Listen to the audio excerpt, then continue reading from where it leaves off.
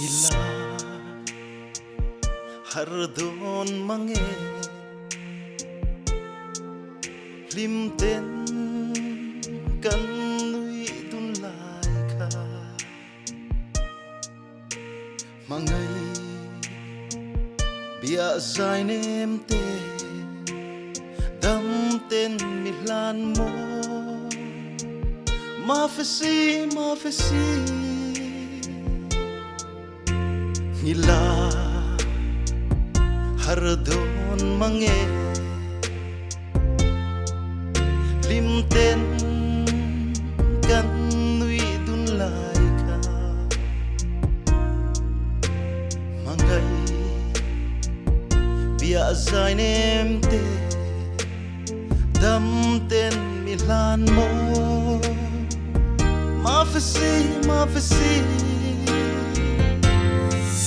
Sui lung tileng zual meng moi an ka darang ton le ni hrethiam se chim tui pui ral ka kai thengin asam reng trin ka thin lai il rual lo ya kanem te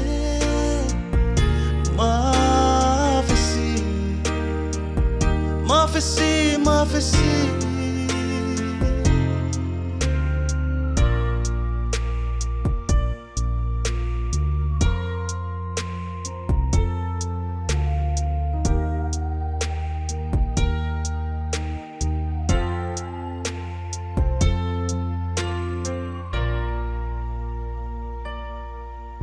darang ton le ni tu kadon vel mi tuine ilim tha mai mo ka chan ka ngai thiam ne mo Maphasy Sui lung tileng zual meng moi an ka darang ton le ni hrethiam se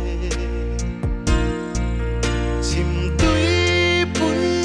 ral ka kai thengin asam reng trin ka thin lai il rual lo yan kanem te